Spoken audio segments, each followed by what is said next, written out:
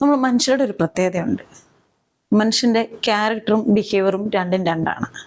രണ്ടും entirely different ആണ്. Behaviour എന്ന് വെച്ചാൽ നമ്മളിപ്പോൾ ഒരാളെ കാണുന്നു, ആദ്യമായിട്ട് കാണുന്നു, നമ്മൾ അവരോട് സംസാരിക്കുന്നു. അപ്പോൾ അവർ നമ്മൾ സംസാരിക്കുന്നത് എങ്ങനെയായിരിക്കും?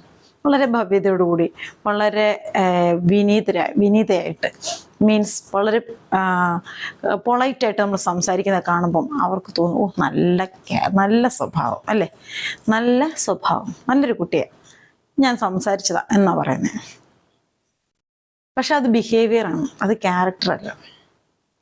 നമ്മളിപ്പോൾ ഒരാളുടെ വീട്ടിൽ ചെല്ലുമ്പോഴായാലും, നമ്മുടെ വീട്ടിൽ വരുമ്പോഴായാലും നമ്മൾ അവരോട് വളരെ ആദരണീയമായിട്ടും വളരെ റെസ്പെക്ട്ഫുൾ ആയിട്ട് സംസാരിക്കേണ്ടത് നമ്മൾ അങ്ങനെ സംസാരിക്കുകയൊക്കെ ചെയ്യും. ബട്ട് ക്യാരക്ടർ എന്ന് പറഞ്ഞാൽ that is entirely different from behaviour. എങ്ങനെയാന്ന് വെച്ചാൽ ക്യാരക്ടർ നമ്മളുടെ സ്ഥായിയായ ഭാവമാണ്. ഒരു വ്യക്തിയുടെ സ്ഥായിയായ ഭാവമാണ് ക്യാരക്ടർ. അത് എപ്പോഴും വീട്ടിൽ താമസിക്കുന്ന ആൾക്കും അതുമായി കൂടുതൽ അറ്റാച്ച്ഡ് ആയിട്ടുള്ള ആൾക്കാർക്കും മാത്രമേ ക്യാരക്ടറിൻ്റെ പ്രത്യേകത, അല്ലെങ്കിൽ ആ കുട്ടിയുടെ ക്യാരക്ടർ എങ്ങനെയാണെന്ന് അറിയണമെങ്കിൽ വീട്ടുകാർക്കേ അറിയുള്ളൂ. കൂടുതലും വീട്ടുകാർക്ക്, അല്ലെങ്കിൽ അതുമായി അത്ര അറ്റാച്ച്ഡ് ആയിട്ടുള്ള ഫ്രണ്ട്ഷിപ്പ് ഉള്ളവർക്ക് അറിയാൻ പറ്റും ഒരു ക്യാരക്ടർ ഇതാണ് എന്ന്. അപ്പം ഇനി മുതൽ ആരുടെ ബിഹേവിയർ കണ്ടിട്ടും നല്ല സ്വഭാവം, നല്ല കുട്ടി എന്ന് നമ്മൾ പറയരുത്.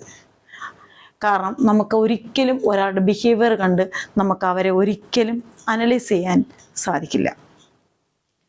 അവരുടെ സ്ഥായിയായ ഭാവം അവരുടെ ക്യാരക്ടറാണ്. അതുകൊണ്ട് ഇനി മുതലേ ക്യാരക്ടറും ബിഹേവിയറും രണ്ടാന്ന് മനസ്സിലാക്കി ഒരാളുടെ പെരുമാറ്റം കണ്ട ഉടനെ തന്നെ നല്ല സ്വഭാവം, നല്ല കുട്ടി എന്ന് നമ്മൾ പറയുന്നത് നിർത്തുക. ഓക്കെ.